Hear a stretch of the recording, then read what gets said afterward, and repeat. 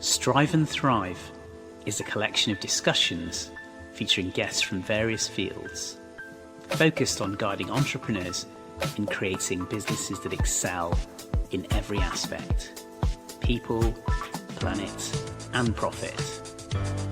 Throughout the series, you can join us, Romesh and Mike, as we explore relevant topics with our guests which can help businesses thrive. Romesh and I met while I was supporting a client transforming their business, and I needed finance director support and reached out to him and his team. Since then, we've become good friends who share a passion for business and entrepreneurship. If you like today's discussion, then you want to subscribe to our YouTube and Spotify channels.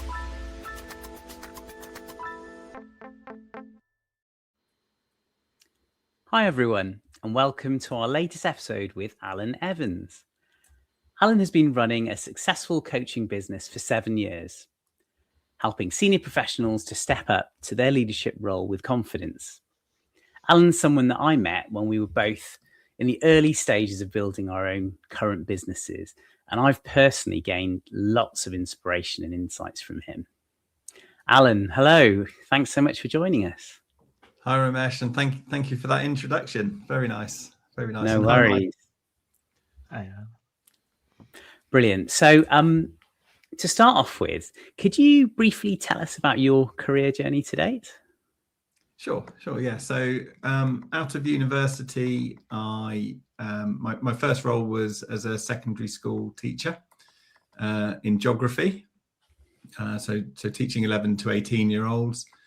After 6 years, I made a change. I retrained as an accountant. And I worked with a number of UK retailers over a period of about 20 years before making another change. And I've got myself accredited as a life coach and an executive coach. And I've been building up my coaching business, as you just mentioned, for the last 7 years. Really great, Alan. Really lovely to meet you. That's an interesting career, very different. Teacher, finance director, now into coaching. What's made you move into coaching, and what is it about coaching that you enjoy? I think at the stage of my life that I'm at, with the experience that I had from teaching and then in finance, it actually felt like a really natural move. I can see why it might not look like that, but I think the parts of those roles that I really enjoyed were working with people, trying to get more out of people, sort of tapping into potential.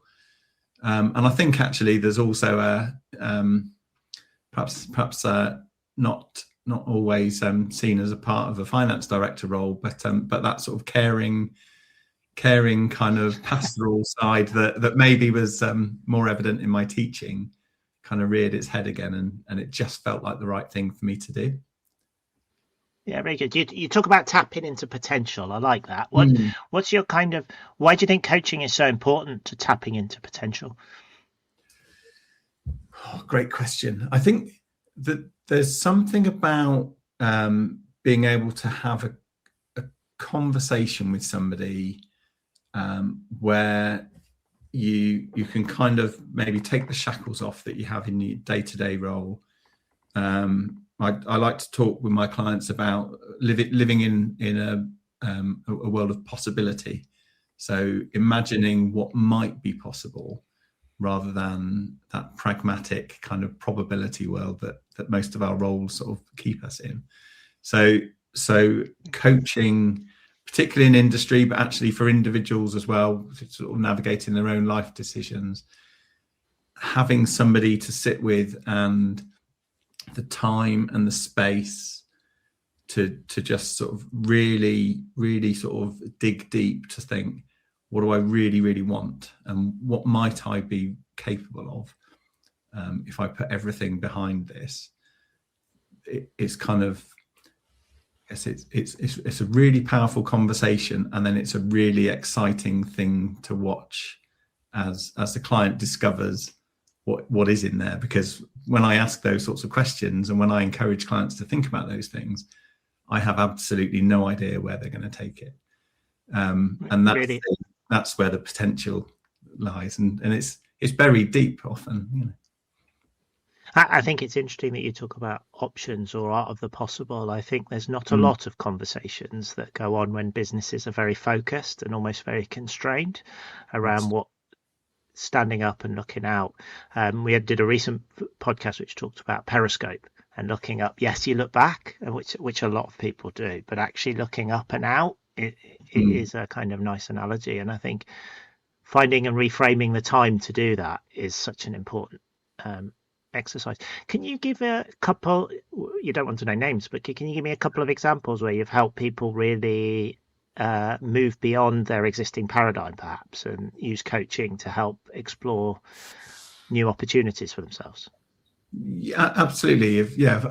Perhaps if I can give a couple of examples, and I'll deliberately sort of maybe find some contrast in there. So one of my youngest clients, really talented individual, not in a leadership position, but I'm coaching her within the organization. And she said a phrase which will probably stick with me for the rest of my life. But she said, if I'd been given real self-belief, I could probably be a CEO by now. And sorry, I get a little bit emotional. And I listened to that and I said, okay, so who needed to give you the self-belief? And she said, oh, you know, people get it from their parents or friends or whatever, but you know, I haven't had it. So I said, but you could be a CEO. And yeah, absolutely. I think that's possible. I could be running my own company or whatever. And I could just sit quietly. And while she kind of realized, well, okay, so I've got some self-belief because I can see that's possible, and I'm not that old, and okay, so maybe there's still time, and maybe I don't need someone to give it to me. And as you described, Mike, I'm sitting and watching a person completely shift in their understanding of what might be possible. Now, they didn't leave there with an action plan of how to become a CEO in the next 12 months, but it wasn't off the table anymore. And suddenly it was something that might be worthy of consideration. And then if I can just go to the other end of kind of life spectrum, I guess, I actually coach completely outside of my typical client, but I coach a guy who's in his 80s. And I was actually asked to coach him by his daughters, and they were really concerned that he'd kind of lost his mojo. He'd been a really successful business person, and still had a kind of watching brief over quite a big chain of businesses. And they fed back to me just before Christmas that he, and this was his words to his daughters, was, I was counting my days, but I'm now ready to write my next chapter. And it was again, it's that sense of, oh, hang on, for some reason I decided when I was retiring, that's the end. But there's no rules. It doesn't need to be. He was already planning this, but he's actually moving with his family to South Africa. But in his mind, initially, it was kind of just to be somewhere warm for retirement. But he's suddenly got a really long list of things he can't wait to get there to do. So again, it's that shift to not into necessarily definitive actions. And, you know, I can't always sort of say, right, there's the result that happened from there, because it doesn't always happen that quickly. But, you know, both of those people are approaching their life with a perspective of amazing things are possible. They've got, I didn't convince them, I didn't persuade them, I didn't tell them anything, I didn't even advise them. I just watched them discover it for themselves. And that's where coaching could be powerful.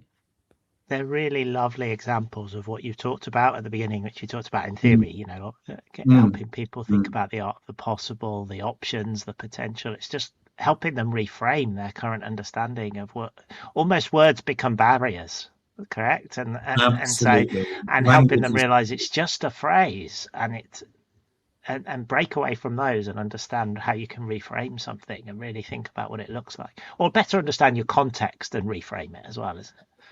yeah, Mike, that word reframe is just so key to how we manage our lives. It's like, okay, we've all got our life and we're all seeing it through our eyes, but we choose how to see it, and we choose what it is that we're looking at, because it's our life.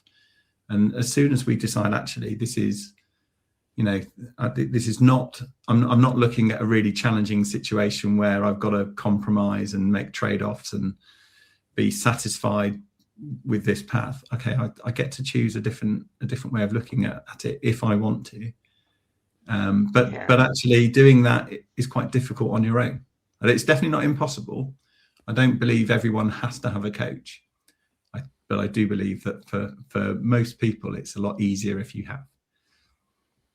Yeah, I think that's really good. I think we've had a lots of podcasts where we've talked about the emotional journey for entrepreneurs, leaders, and founders, and I think you're really touching on that. Everyone is interested in skills, but the more we get involved, and your two stories there amplify this beautifully. It's really much more around the emotional experience that individual is going through, or the founders at that point in time, with the context of their business and the role they're playing. And it's helping them understand their context and helping them reframe it. I think those examples are really powerful. Romesh, what's your view on coaching?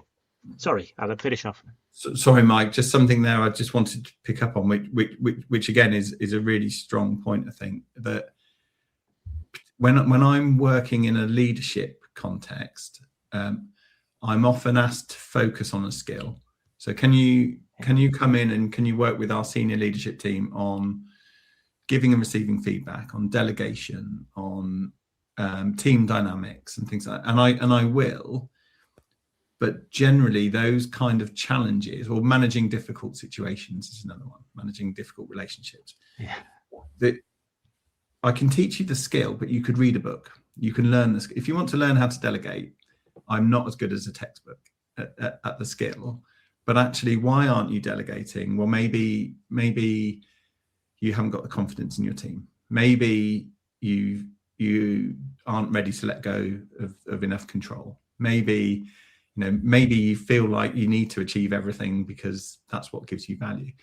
They're the sorts of issues, the underpinning challenges are what we need to deal with. And that's what I will work on, while the individual feels like, great, I'm working on delegation. We're in the same room, but I'm working on their confidence. And that's where you're spot on, that actually many organizations come to me and ask me to work on skills, and then I'll be working on the emotional stuff that's underpinning that. Yeah, really good. It's a common theme we're seeing, Romesh. What's your view on coaching, Romesh, and what Alan and I are talking about? Oh, I love it. I think it's incredibly powerful. I think one of the phrases you used just now, Alan, unlocking potential, I think that's says it all, very neatly, doesn't it? I think everyone has something that holds them back and, stops them from achieving that potential. But having someone, or even a group of people, I mean, everyone's different, and, circumstances are different. And I see coaching in the sense that we're talking about now, but also in lots of aspects of life and business. And if you have that support, which enables you to reflect and helps you build confidence and break down those barriers that are just resisting and pushing back against your progression, I think, that's a wonderful thing. It's a wonderful thing. It's liberating, isn't it? I mean, in terms of my views of coaching, I try and incorporate an element of that in terms of what I do as a finance director. And that's something that Alan and I have in common. We're both, Alan has been a finance director for a long time. That's obviously a significant, that's what I do now. And I think to be a great finance director, you've got to have emotional intelligence. You've got to be a good listener, and you have a unique position to be the right hand of the business leader or business leadership team in the most meaningful way. And to be meaningful and effective, I think you do have to lean into the emotional side of things as well. It's not just about technical support from my side. So yeah, for me, in my own informal kind of way, I try and incorporate a bit of that mentoring and understanding. And actually the key is listening.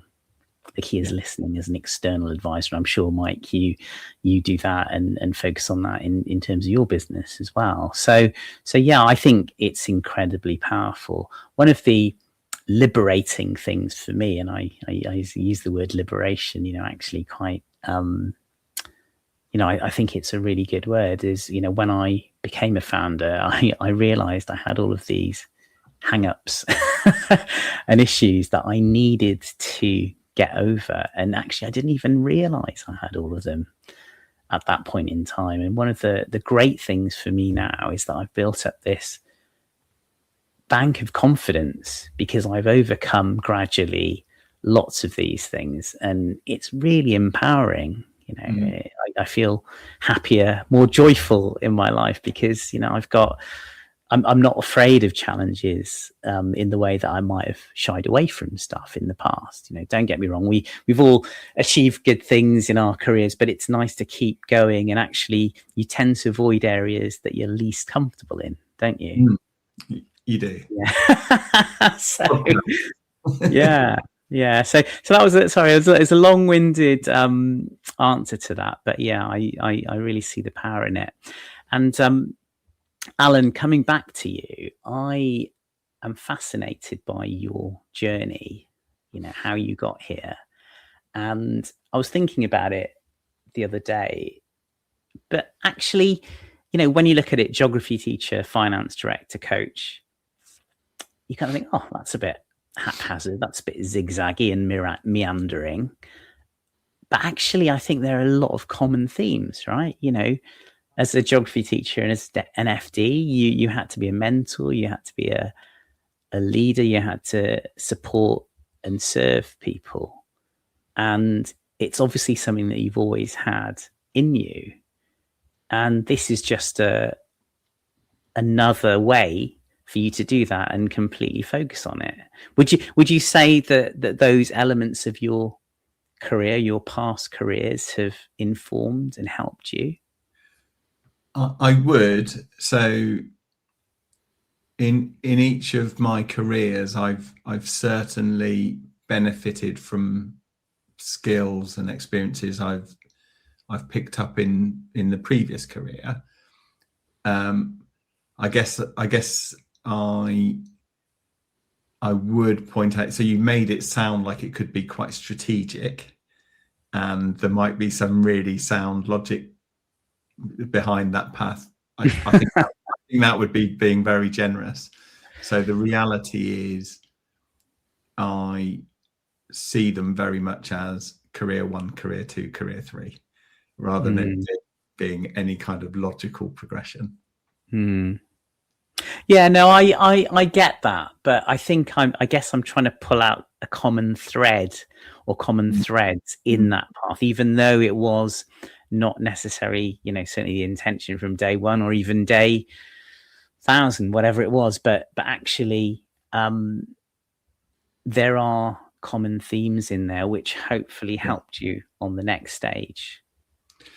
Yeah, absolutely. I think what did they have in common? They are things that I was really interested in. They were things that I could become really passionate about, and they were all things that I could see a path to. I'm going to use the word excellence. I think instinctively my brain seeks perfection, but as all of my clients are bored of hearing me say it, that can be the enemy of progress. So but they're all things that I could get really excited about how far I could take them. So I think they were the things they're the real similarities that work for me. Without any of those things, I think I would have struggled to make a success of them. But absolutely, you know, I think we can very easily switch ourselves off to the idea of a career that's completely different to the one we're in, thinking, well, you know, the language I hear often is, well, I'd be going right back to the beginning. And the reality is you never are, because you've just learned so much, or just developed as a person, that you're never going to go back to the beginning, whatever you choose to do.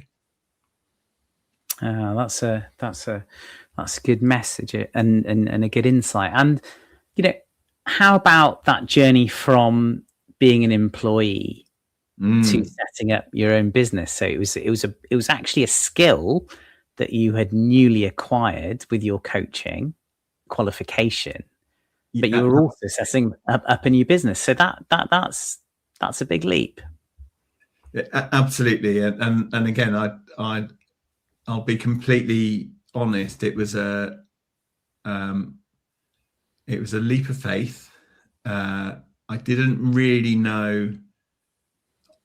I think I had confidence that I would find a way, and confidence probably from my finance background that the things that people said they were worried about, you know, whenever someone said to me, oh, I really worry about my own business because of, and they talk about the finances or business plan or tax or whatever, and all of those things, I just thought, I'll solve them. I'll be able to find the solutions for them. So I kind of probably stepped into it, maybe even underestimating what setting up a business involves. I do distinguish. I'm self-employed. I work for myself. I do have somebody supporting my business, but working for yourself as a business is very different to starting up something where you've got employees and there's more than just you in the business. So I feel like I've got the easier end of that side. Yeah. Do you want me to touch on what I found difficult? Yeah, absolutely. I'm very, very comfortable talking about why I found it easy. No, tell us what was challenging. Yeah, there were two things. I was going to say there were, but there still are two things. One, I didn't realize at first, but I actually really struggled with a sense of isolation. So I'd worked, you know, I'd come out of a business where there were hundreds of employees. It was always office based, so hybrid working didn't exist. It was pre-COVID, and that just wasn't an option. And I had a really big team, so I was constantly in demand. If I wanted any peace and quiet, I needed to go and hide away or shut my office door or something. And suddenly, when I was working for myself, it was the polar opposite. And actually, if I didn't make an effort, I would literally not see another person in a work context from one day to the next. And I thought that I loved working on my own, and I thought that would be perfect, probably because I just hadn't really had the experience of it. And what happened was I actually just started to really feel flat. And I don't think I did a very good job of working out what was going on. And my own coach helped me to kind of identify it. And it was effectively, it's just, well, you've just unplugged. And whilst coaching is obviously interacting with somebody, it's a different relationship. So I didn't have anyone on my side, didn't have anyone to share my goals with. That a really odd thing to say, but if I didn't do any work, nobody would care. And that's a really difficult thing to get your head around, because it made me realize, which links onto the second thing I've really struggled with, is I can sometimes lack motivation.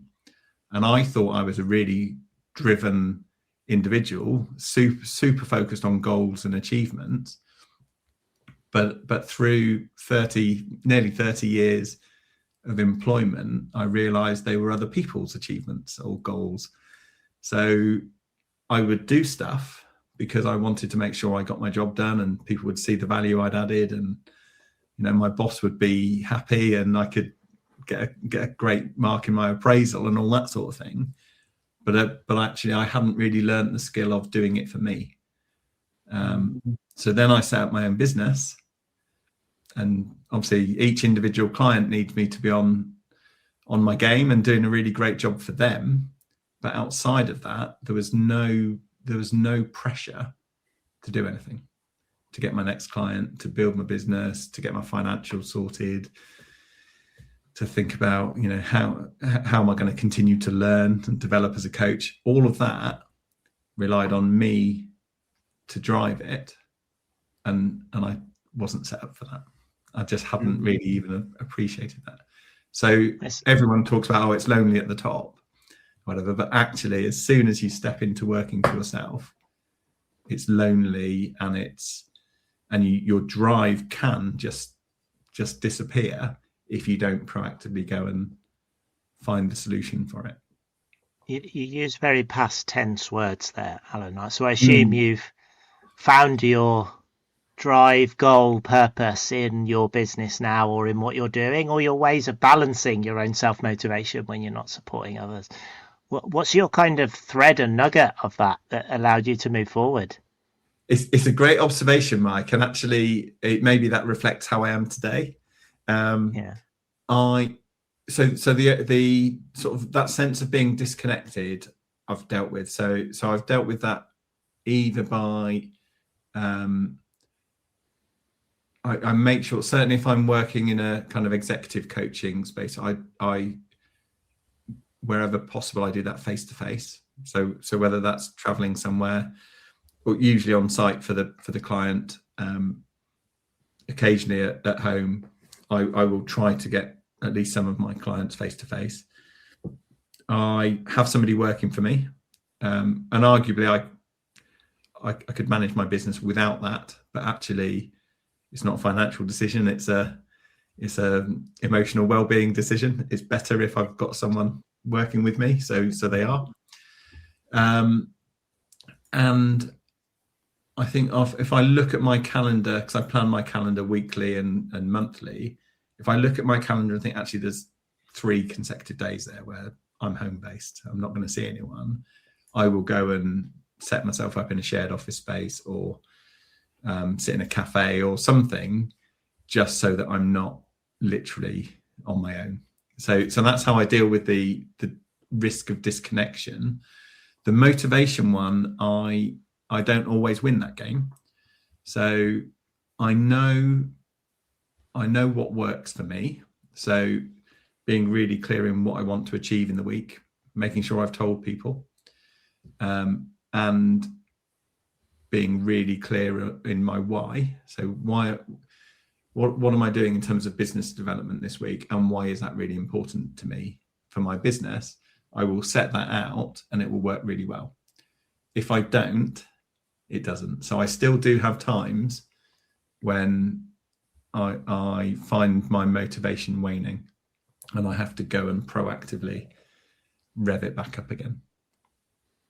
Interesting. Have you found what motivate? I'm trying to find the right framing of the question now, because I think this is an interesting area. How have you found that experience driving you towards motivating those you're coaching? Because you must see the same experience, and I think there's a question in here that I'm trying to get right. How have you found the purpose in helping people that's also helped you, I guess, in that example?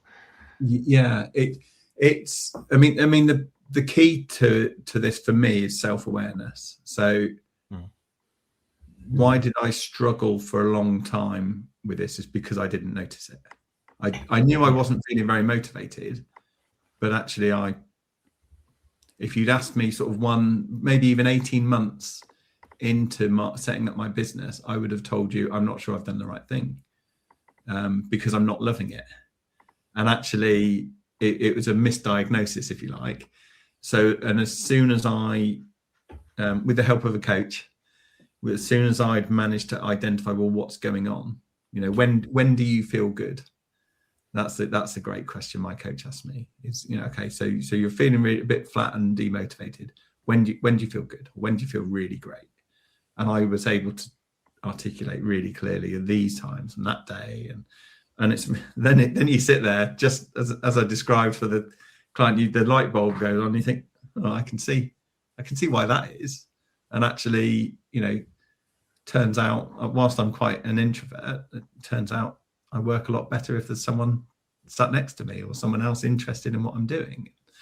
And so I think I've probably learned a lot about coaching from being coached. That's a given for me. I've had various coaches over the years, and in their own way, they've all been different, and some more effective in certain areas than others, but they've all added value for me. I think it's what really hammers home that point to me about self-awareness. So my job with my clients is to help them to see what's going on. So how are they feeling, and why is that? When do they feel great, or when are they at their best, and why is that? Let's unpick it. Let's understand it. Okay, now you know what needs to be in place for you to do amazing things. How do you do that more often? What can you change so that's the default? And it's never easy. Otherwise we do it all the time, wouldn't we? But for me, understanding when I'm at my best, then every day I'm effectively making a choice. Do I set myself up like that? And do I be at my best, or do I not? And I sometimes choose not. Can't really explain that, but I'm suboptimal sometimes because I'm human. But that's how it's worked for me.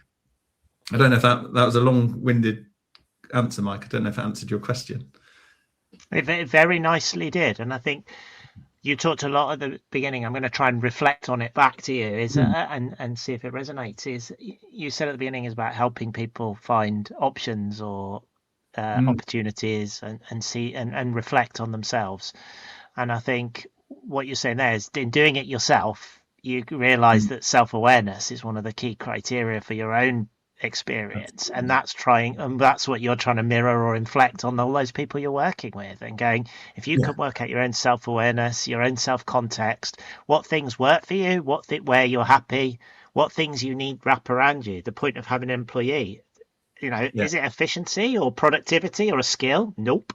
It's about building an environment that I enjoy working in. And I think there's more to business in the world we talk about that is orientated like that than is in skills and productivity driven approaches. And I think that gets lost in a lot of training and mentoring schemes that are out there at the moment in terms of helping founders and leaders. We did a really strong podcast last year it was now, on middle management and the challenges of people become middle managers. They're often very skilled, probably the best in skills. They get promoted and suddenly they're what's called a manager, managing other people. And that is such a big leap. And that's an emotional journey. That's not a skills journey. And I think readiness for that kind of context is important. You've talked there about being a founder and a starter of your business. Same sort of sudden jump. Absolutely. You're suddenly in such a different world. Yeah, absolutely, Mike. I think the idea that if you're great at a skill, then you automatically are a great leader in that skill is absolute folly. You see it in football, and some of the best footballers that then have epic failures as football managers. But equally, if I go back to teaching, and actually the teaching profession took some strides to address it, but there was a real challenge for me about. I'd become a senior teacher fairly early in my career. So I think I was 28, 29. And if I wanted to step up anymore, it was deputy headship, which meant maybe 30% of your time being in the classroom, which is that was the profession I'd chosen. And 70% of the time in an office doing budgets and resource management and timetabling and dealing with parents and governors and all that. I was just, no, that's a different job. I don't like that job. But it's that sense of, well, that's what happens to the best teachers. And you just sort of think, well, this is really tough. And exactly as you said, I thought, great, I knew I would be able to learn the skills of coaching, and I'd done my qualification, my accreditation, to make sure that I had a proof point, so I could point to something and say, look, I know how to do this. But at no point did anyone else, or did I say, but do you actually know how to run a business? And I just walked into that thinking, well, I'll solve that along the way. Thank goodness I didn't have a bunch of employees and some. It's interesting that's to manage. It's interesting that's what you found the most challenging. It's really interesting that's what you found the most challenging. It wasn't what you expected when you started. It was something completely unusual, almost by not looking, and it hit you as a surprise. Yeah. How about for you, Romesh, when you stepped out of industry effectively and set your own business up? What did you find? I found this part of the discussion really well. I identify with so much of it. So much of what you said, Alan, resonates. So the isolation definitely hit me, and we both set up our businesses after COVID as well, and I think that was an accelerator of that feeling of isolation. And I'm very much an extrovert, actually. I like hanging around people, but I'm also pretty independent too. So I didn't really consider that it would be an issue, and plus I was speaking to people on the screen quite a lot when I started my business. But I quickly realized that it's not the same as actually real physical being in a room with someone or with people. It's a very different thing. So yeah, I had the same experiences, and I solved that for me by doing a few things, because it was around the COVID time, there was a personal thing. So because people we'd been trained because of the lockdowns and stuff not to go out as much, and that became a bit of a habit as well. So I did a couple of things. I mean, from a business perspective, I really focused on actually trying to go out and see clients face to face as much as possible, network face to face, as well as doing the digital side of things. But I also took the opportunity to grow and build the community of consultants that I have now, and that was a key driver to that. Was that, well, number one, I suppose, I was able to grow, so I needed the support. But for me, growth on its own wasn't exciting enough. I wanted that sense of community. I wanted to feel I was part of something and to belong to something that was special. And for me, that was creating this community of FDs that learn together, share problems, insights, and share the same values, and try and passionately help growing businesses. That's how I kind of define that. So that's how I was able to do that. And self-discovery, that's key. I just learned a lot about myself, that self-awareness that you both talk about, both good and bad. Yeah, no, absolutely. Yeah, and that's helped and informed me. Mike, when you've got a business where you employ a number of people, Mike, when you started, I believe you started on your own and then kind of expanded out too. How about your own personal experiences here? Yeah, I was kind of worried you were going to ask me this question about self-awareness and whether or not I was like, what's going to be my answer? So I don't know is the honest answer to my answer. Yeah, I do reflect on a lot of what we do, and I think I wouldn't say I found it lonely. I found it empowering at the time during COVID, really giving me an opportunity to have a bit of freedom. But I was in an environment where I suddenly needed that. I think. I think the bit I found was I needed people to engage with and to really help me understand what the art of the possible was, which touches on Alan's question, and what I really could do, and what the ambition could be for what I was trying to set up. And I found a close group of friends to really kind of help me talk through that. So I haven't formally had a coach as per someone like yourself, Alan. But what I have done is found friends, other entrepreneurs, individuals in similar environments or experiences to kind of validate questions with. And sometimes it's skill based, right? I'll be honest. Sometimes I'm like, I need a bit of skill advice. But most of the time, it's an emotional experience. What do you do when you're suddenly slightly panicking about cash flow? It's not about what you do tactically about cash flow. It's how do you manage the fact that you're panicking about cash flow?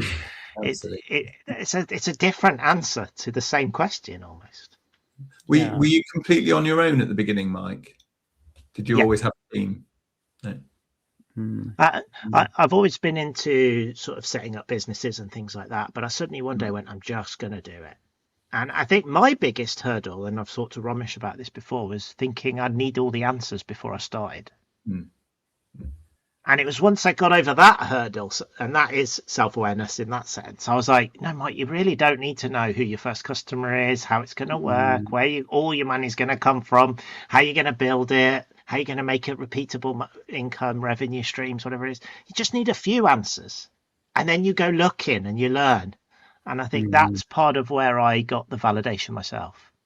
Yeah, that's good. And actually, I think, we should probably kind of, certainly from my perspective, I'd couch that kind of feeling of being isolated at the beginning with lots of positive stuff. I love the freedom.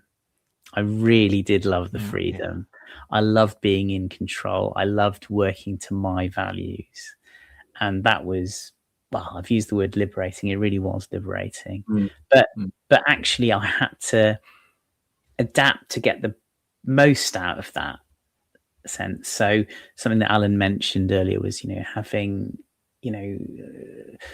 not the motivation, but sometimes the discipline, because there is no one holding you to account. I think that's the key thing. So I realized I had to hold myself to account. Absolutely. And I did that by forcing myself to structure my day. And being a bit of a finance geek, I did it on a spreadsheet, and I kind of timetabled, and I was like, yeah, this is when I'm proud of you. Yeah, I have to be working and doing business related things meaningfully and authentically at these points, during the day. No excuses. Because what I found was I would sometimes meander, which is something you don't really do when you're a leader at a bigger business, when you're an employee, because there are lots of people around and you've got lots of things driving you forwards. But as Alan said, those are other people's goals and objectives. So it's a different thing. Romesh, you make a really important point there, actually, in terms of the distinction, whether it's discipline or motivation. But actually what I wrestled with and still sometimes do is finding the balance between flexibility or freedom and structure. And yes, sometimes I will think to myself, maybe I'm tired, maybe I really want some freedom. I want a day off this week, or I want chunks of time within all of the days this week where I can kick back. And maybe I'll sprint a bit in between to make sure I'm making good progress, and knowing that that's okay. Whereas, when you've had 25 to 30 years in an industry where that just 100% isn't okay, think about teaching. Every 45 minutes, there's a bell, and the bell tells you to pack your things up and walk to the next room and do the next thing. And, there was zero freedom other than your lunch break when you get to, I don't know, host a detention or something.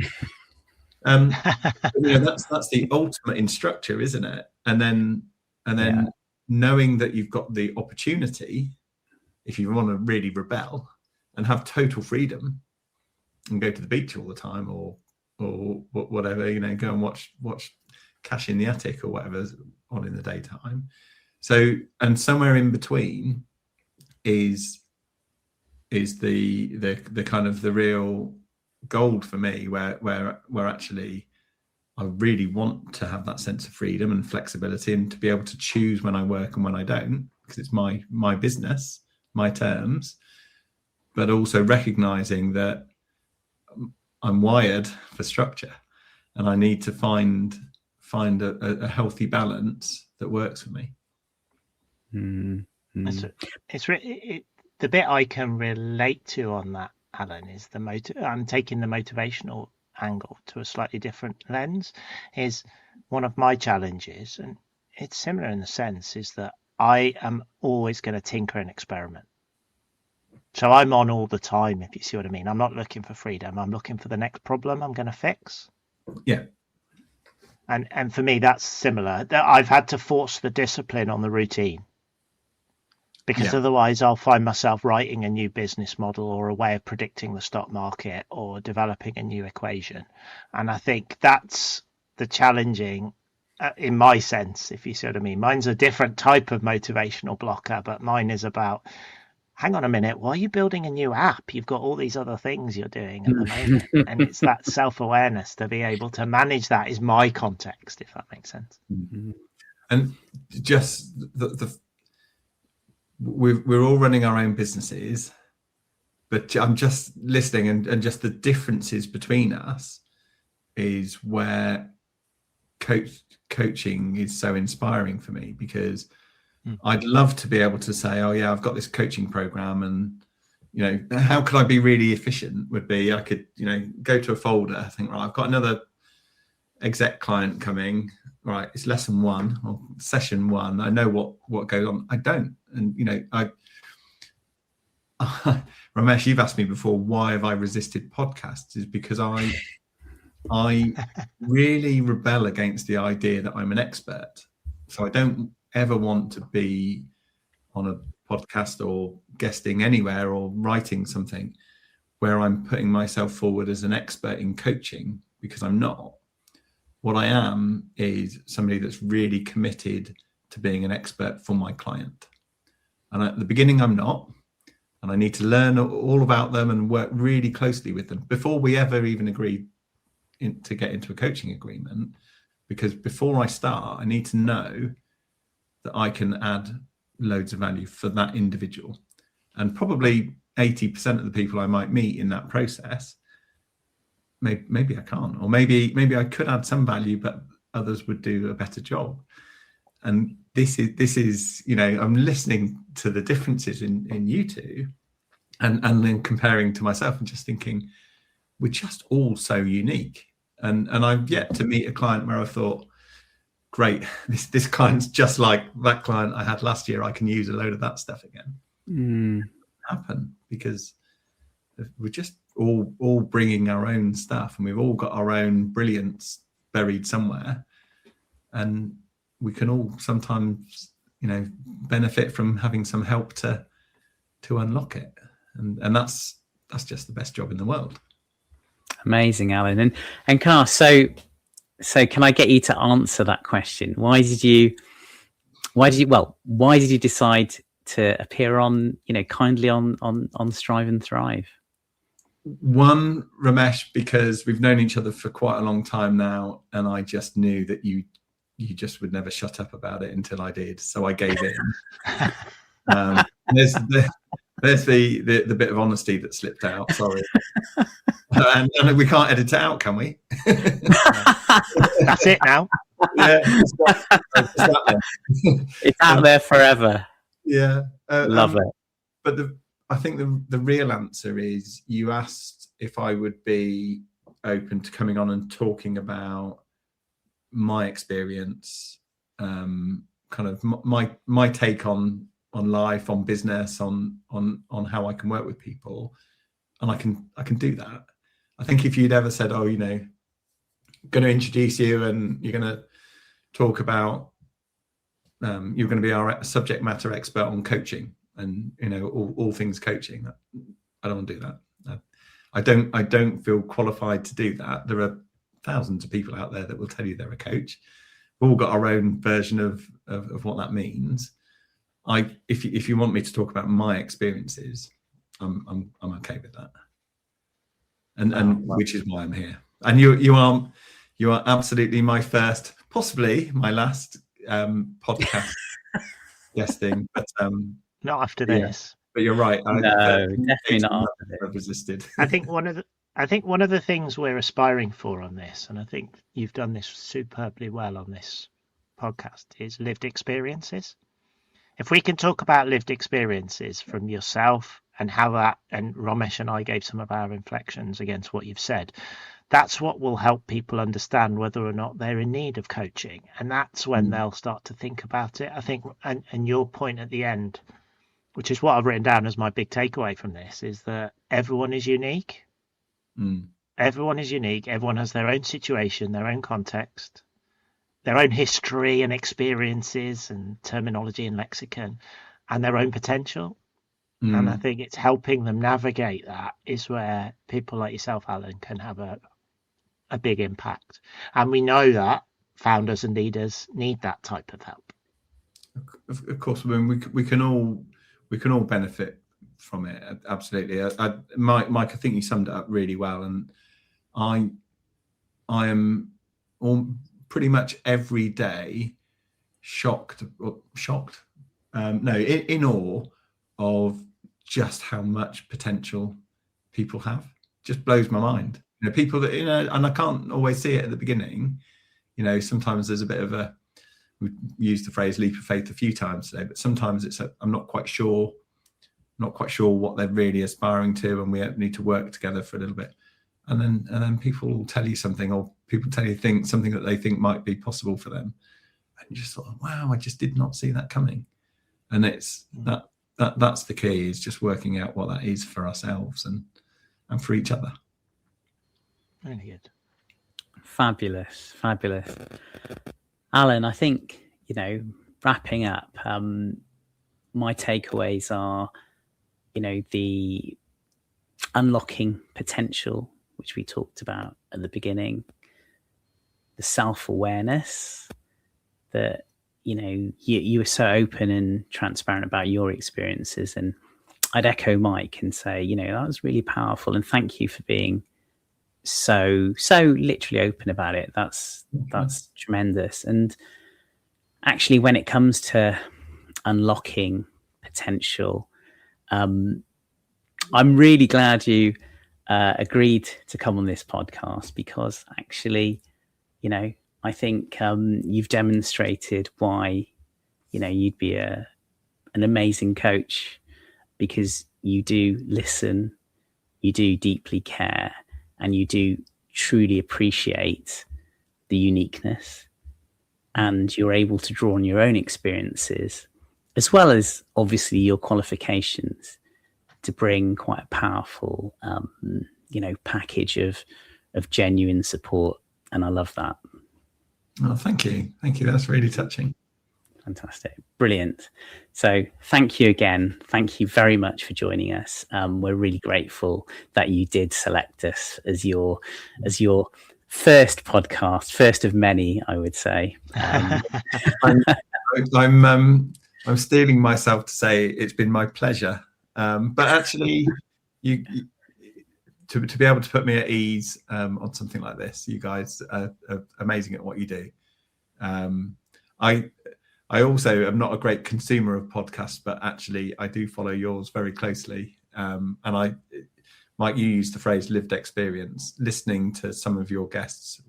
Well, all the guests I've heard, and how they bring their experience to their subject matters is fantastic to hear. So great job. Thanks very much, Alan. Great to speak to you. Thank you, Alan. And thank you, everyone, very much for listening or watching. We hope very much you enjoyed today's episode as much as Mike and I did. Strive and Thrive is a podcast for entrepreneurs, founders, and business leaders. Please like, follow, and subscribe to our YouTube and podcast channels. We'll see you next time.